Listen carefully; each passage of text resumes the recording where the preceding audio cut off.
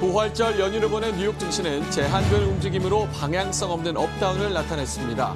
이번 주 발표되는 기업들의 실적과 개장 전 정부의 대이란 석유 수출 제재 관련 서프라이즈가 유가를 끌어올린 동시에 투심을 위축시켰습니다. 이번 주는 코카콜라와 트위터, 페이스북, 아마존 그리고 MS 등 주요 기업들의 성적표가 공개됩니다. 지금까지 S&P 500 기업들 가운데 15%가 분기 실적을 발표했고 78%가 예상치를 상회했습니다. 전문가들은 경기 둔화 시그널과 경계감이 최근 주가 상승 발목을 붙들고 있다는 지적입니다. 이란산 원유의 수출이 봉쇄되면서 국제유가가 3% 안팎으로 올랐습니다. WTI는 배럴당 65달러 70센트로 약 6개월 만에 최고치를 기록했습니다. 폼페이오 장관은 이란산 원유 수입 금지 조치에 한시적 예외를 연장하지 않기로 해 이란의 원유 수출은 사실상 원천 봉쇄됐습니다. 월스트리트저널은 삼성전자가 당초 26일로 예정됐던 갤럭시 폴드의 미국 출시 일정을 최소한 다음 달까지로 연기했다고 전했습니다. 최근 스크린 결합 논란으로 출시 계획이 변경됐다고 설명한 건데요. 월스트리트저널은 갤럭시 폴드의 향후 미국 출시 일정이 확정되지는 않았지만 수주 내가 될 것으로 예상했습니다. 네, 시청자 여러분 안녕하십니까. 글로벌 시황의 원조, 그 해외 시황을 공부하고 연구하고 전해드리는 곳 머니투데이 글로벌랩에 오신 것을 환영합니다. 저희가 오늘 생방송으로 1시간 동안 또 진행이 될 텐데요. 방송 보시고 궁금하신 점 있으실 겁니다. 지금 아래 나왔던 전화번호로 문자로 주시면 저희가 24시간 전문가분들 그리고 연구원분들이 항시 답변을 드리고 있고요. 또 인터넷을 이용하시는 분들은 MTN 글로벌랩, 머니투데이 글로벌랩을 인터넷에 검색하시면 저희 홈페이지가 개설이 되어 있습니다. 홈페이지 들어오셔서 1대1 소통을 해보셔도 좋고요. 또 다시 보기 컨텐츠도 마련이 돼 있으니까요. 다시 보기 컨텐츠도 다시 천천히 한번 들여다보시면 큰 도움이 되지 않을까 그렇게 생각이 됩니다. 자, 뉴욕 증시 마지막 상황. 부활절 연휴에서 이제 돌아왔습니다. 마감 상황부터 좀 살펴보도록 할 텐데요.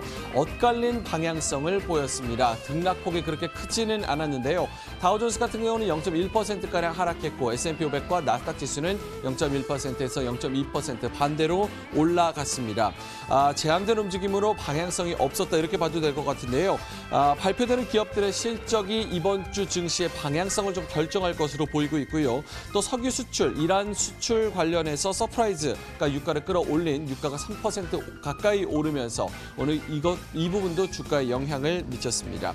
이번 주에는 아까 말씀드렸다시피 코카콜라, 트위터, 페이스북, 아마존 그리고 마이크로소프트 등 이렇게 나스닥 쪽에서도 IT 섹터의 움직임이 좀 강할 것으로 나타나고 있고요.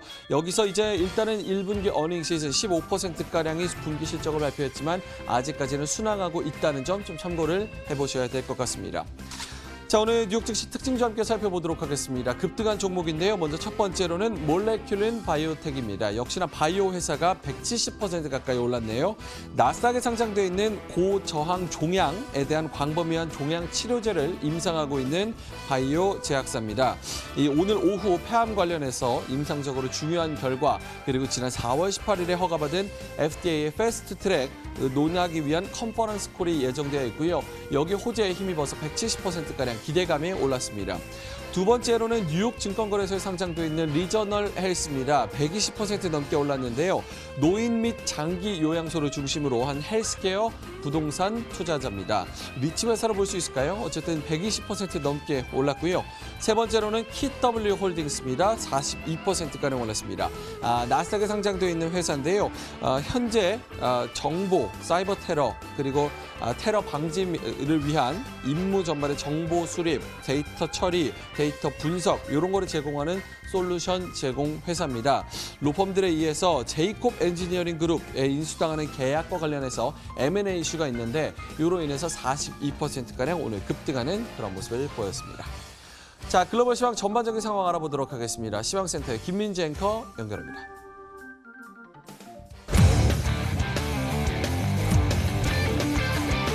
私たちは皆さんを待っています。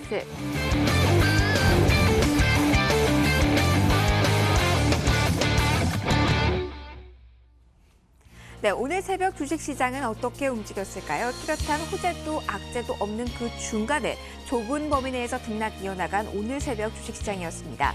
미국 주식시장은 혼조세로 거래를 마감 지었는데요. 조금 더 자세하게 이야기 먼저 시작해 보도록 하겠습니다. 자, 보시는 것처럼 다우지수는 48포인트가량 하락 마감했습니다. 나스닥과 S&P 500지수 상승권에 머물긴 했지만 탄력은 그리 크지 않았는데요. 자, 지난주부터 시장의 관심은 바로 실적에 있었습니다. 자, 시작된 이후에 분위기가 그리 나쁘진 않았지만 아직 하이라이트 구간을 지나지 않았기 때문에 시장은 안심할 수 없는데요. 지난주보다 이번 주 더 많은 기업들이 실적을 발표합니다. S&P 500에 속한 기업 가운데 140개 이상의 기업들이 이번 주 실적을 발표하고 그리고 아마존, 페이스북과 같은 굵직한 기업들의 실적 발표도 이번 주 예고가 돼 있기 때문에 숨죽이고 일단 기다려보겠다라는 심리가 강했습니다. 지금까지는 전체 기업 가운데 15% 정도만이 실적을 발표한 상태입니다. 낮아진 눈높이였기 때문에 지금 78% 정도의 기업 실적 시장 예상을 뛰어넘은 것으로 집계는 되고 있습니다만 이번 주 조금 더 기다려봐야겠죠. 이를 기다리는 심리 오늘 상당히 강했습니다. 자, 주택 지표 오늘 부진하게 나오는 등 경제 지표 촉매제가 되지는 못했고요. 그리고 이 다우 내에서는 보잉사의 주가가 큰 폭으로 내리면서 다우 지수를 압박했다는 점도 특징으로 볼 수가 있겠습니다. 반면에 이렇게 호재가 크게 반영이 되지 않은 시장에서 오늘 지수를 지지한 건 에너지주의 강세였는데요. 이제 주 후반에서 조금 더 자세하게 이야기를 나눠보기는 하겠지만 국제 유가의 추이 이번 주에 주시해 보셔야겠습니다. 미국 측에서 깜짝 조치가 나오면서 국제 유가 오늘 연중 최고치를 찍었는데요. 이 점이 에너지주를 들어 올렸고 지수에는 어느 정도 힘을 보탰다는 점도 그 흐름 찾아보실 수가 있겠습니다. 자, 미국 증시 오늘 여기까지 확인해 보시고요. 유럽은 오늘 장이 열리지 않았습니다. 계속해서 부활절 연휴 기간이 이어지면서 오늘 휴장이었다는 점 참고해 보시고요. 그리고 아시아로 가보도록 하겠습니다. 좁은 범위 내에서 등락 이어나가던 일본 니케이 지수는 강보합권에서 거래 마감이 됐습니다. 내수주의 상대적인 강세가 특징이었다라고 볼 수가 있겠고요. 중국 상하이 종합지수는 1.7%나 내렸습니다. 가장 큰 폭으로 조정을 받은 섹터는 바로 부동산 쪽이었는데요. 중국 정부는 집값 변동이 심한 몇몇 도시의 경고의 목소리를 냈고요. 앞서 시진핑 주석 역시 이 주거의 용도일 뿐이지 투기가 되어서는 안 된다라면서 집값 변동성에 대해서 또 한 번 목소리를 높였다고 합니다. 지난해 7월 이후 처음, 그러니까 올 들어 이런 집값 관련 코멘트가 나온 것은 처음이라고 볼 수 있는데요. 부동산 시장 옥주 얘기가 시작되길 걸까요? 거기에 대한 부담이 그대로 반영이 됐고요. 부동산 업종 이 안에서 어제 3% 넘게 밀렸습니다. 반면에 대만 가권지수는 소폭의 상승세 그리면서 0.18% 올랐고요. 홍콩 증시는 부활절 연휴로 거래가 되지 않았습니다. 인도와 동남아시아 주식시장 이어서 체크해 보도록 하겠습니다. 전반적으로 하락 흐름이 우세했습니다. 인도 증시와 같은 경우는 올 들어 최악의 하루라 이렇게 헤드라인이 많이 장식이 되고 있는데요. 금융주와 함께 에너지주의 하락폭 깊게 나타났습니다. 그리고 인도네시아 주식시장 같은 경우는요. 지난주 후반에 선거 이후 랠리를 펼쳤는데 그 이후에 어제 차익 실현 매물을 소화하는 모습이었습니다. 하락폭 1.42%로 집계가 됐고요. 싱가포르 증시 상당히 흐름이 좋습니다. 올 들어서도 순항하고 있는데 이 상승폭이 9.4%에 달했습니다. 어제도 유일하게 플러스권 기록하면서 10포인트 이상 올랐고 0.3% 플러스 기록했습니다. 자, 이제 외환시장으로 넘어가 보시죠. 외환시장 오늘 새벽에 좀 조용하게 움직였습니다. 유럽 시장에 움직이지 않은 만큼 투자자들의 기다리자라는 심리도 더 강했다라고 볼 수가 있겠는데요. 달러 인덱스 조금 후퇴하면서 97달러 선 초반대에서 거래가 되는 모습이었습니다. 자, 이어서 국제 유가 확인해 보시죠. 자, 국제 유가 올 들어서 가장 높은 수준에까지 올라섰습니다. 2.7% 올랐고요. 브렌트 역시 2.9% 플러스 구간에서 거래가 마감된 모습이었습니다. 미국이 깜짝 조치를 내놨습니다. 이란의 수출 규모를 제로로 만들겠다라면서 한시적으로 적용됐던 이 제외 예외 조치를 연장하지 않기로 결정을 하면서 시장에는 공급 차질이 있을 것이다. 이런 분석이 이른 건데요. 브렌트 유가 같은 경우는 지난해 11월 이후로 계산했을 때도 가장 높은 구간까지 올라섰습니다. 잠시 후에 이 유가에 대한 이야기 조금 더 해보도록 하죠.